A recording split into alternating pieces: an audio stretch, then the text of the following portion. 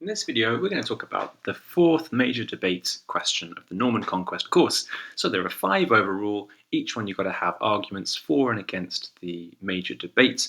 And this one is all about castles. And basically, we've got 2 core ideas about castles.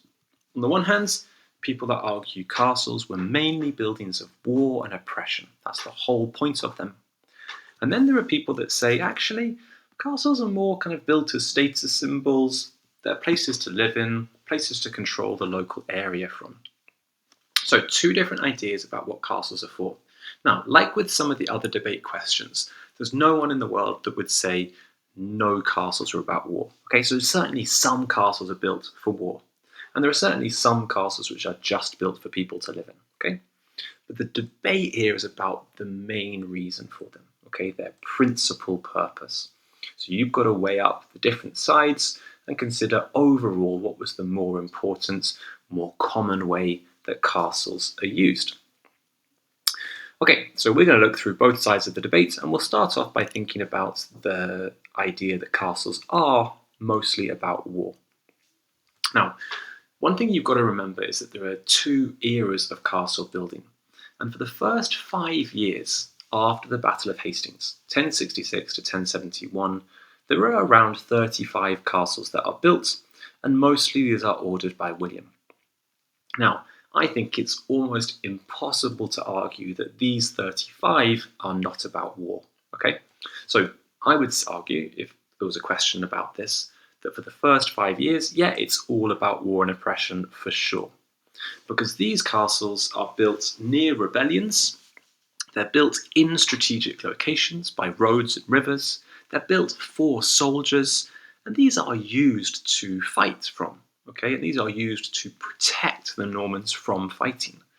So I think it's hard to argue that the first castles, the first 5 years, are anything apart from war and oppression. Okay, these are principally places used by soldiers, all controlled by William, by the king. We could also argue that castles are mainly buildings of war because of what they look like and their overall design. So let's just look at a few examples. We've got the keep, this strong tower, normally at the top of a hill, what we call the motte.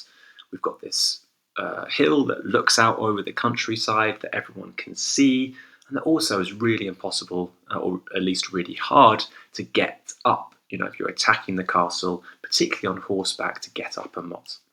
You've then got a big fence, which was a very common feature, what we call a palisade. Then you've got the big ditch all around the castle that we call a moat. Now, there are other things we could talk about as well, the drawbridge, the bailey, where soldiers are kept, animals. But even when we just look at these 4 things, we ask ourselves the question, well, why would you do this? Why would you put these features if you are not thinking about war?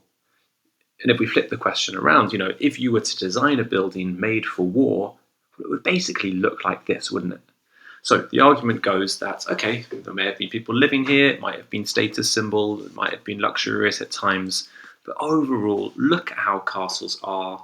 These are built thinking about war, and therefore, principally, that's their main function. If you weren't worried about war, if you weren't thinking about war or military use, you would design it very differently. Finally, in terms of why we could argue castles are buildings of war mostly, is we can think about where they first came from. And, they were a big part of the Norman invasion plan. William prepares bits of castles to take on boats over to England, builds castles even before the Battle of Hastings. Then, on the way to London before he's crowned king, again putting castles up everywhere. These are in moments of war. Right? This is an attack, this is an invasion, a conquest, and castles are a fundamental part of that. And so you can say, yeah, fine then, the castle and the war are indistinguishable. They are one and the same thing. If we think about the amount of money and attention put on them, we can think about how important they are, and what is important to William, what is important to the Normans. Well, they want to control and overpower England. They're only going to be able to do that through some fighting. So again, we could say, well, clearly castles at least could be argued to be about war. We can also think about, well, the Normans had been using castles before. Where had they learnt about castles? Where had they developed their castle use? Well, that had been before 1066. They've been used, but they've been used predominantly in other fighting campaigns and to defend land. So they've got a history of being used for war even before it comes to England. And last but not least, if we look at this map, we could argue that there's a big concentration of castles in the most dangerous, rebellious places. The clearest example of that is along the border of Wales. Why do you have more castles where there's more trouble? Well, because there's more fighting. Therefore, you can argue, castles are about war mostly. They're about fighting, they're about military use, about oppression, about control. Okay, let's look at the other side then. So this side of the argument argues, actually, castles are built for status and places to live in. So again, we think about dates here. Now, after the 5 years of rebellion, by 1071, England is quite peaceful. And in the next 15, 16 years, that is when most Norman castles are built in William's time. So around 500 castles are built. And these are mostly now by Norman barons and knights that are being given land by William. So these are not built during the times of rebellion and war. Actually, there'd been quite a few, relatively a few number built in that time, 35 remember. Now we've got 500 built in a time of peace. So this is when England is under control. Castles are needed as places to live in. And it's their status which is effectively controlling the local area. Fighting isn't necessary during these years, for the most part. We can also point to the fact, if we're arguing this side of the argument, the castles were places where powerful people and their families lived, not mainly for soldiers. There were certainly some castles which were mainly for soldiers, but lots of castles are just people's homes, and the fact that children, women, family members are there, as well as the powerful man, suggests that these aren't fundamentally always military structures.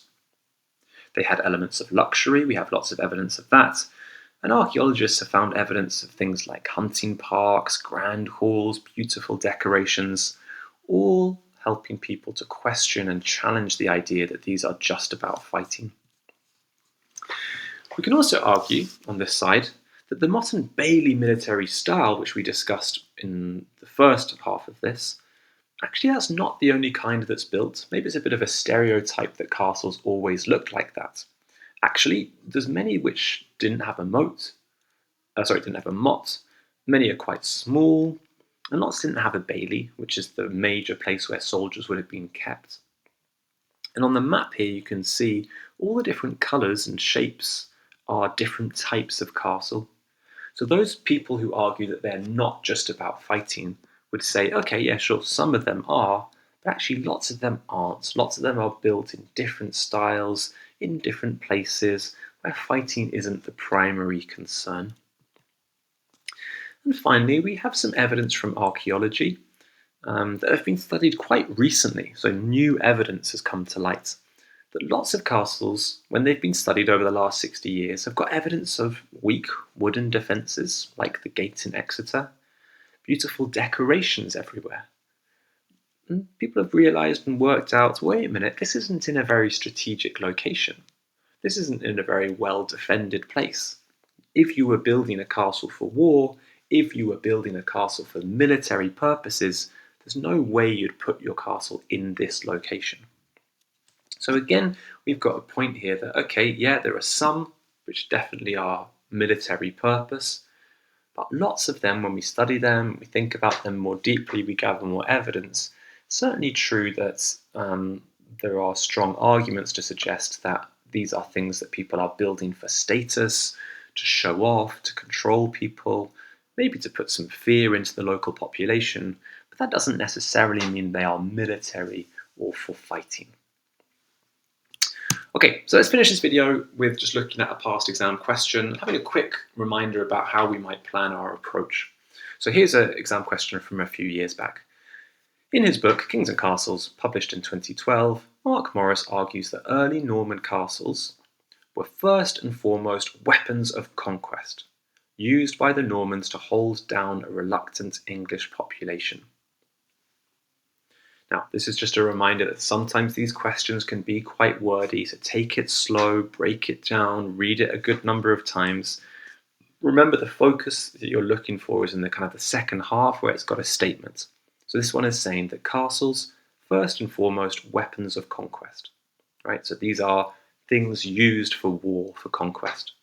And it says used by the Normans to hold down a reluctant English population, right? So to oppress them, to stop them rebelling.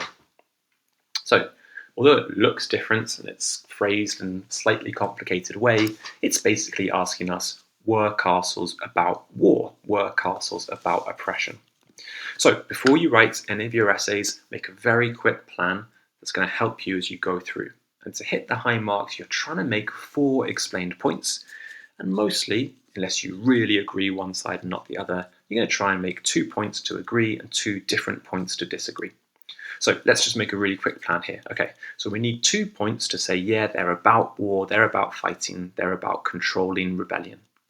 So we could say, okay, yeah, they're built in areas of rebellion, strategic importance under William's direction, particularly the early castles, and note how this question does use that phrase, early Norman castles. Secondly, we can say, okay, yeah, look at their style. They've got the motte, you've got the bailey for the soldiers, you've got the moat. These are about fighting.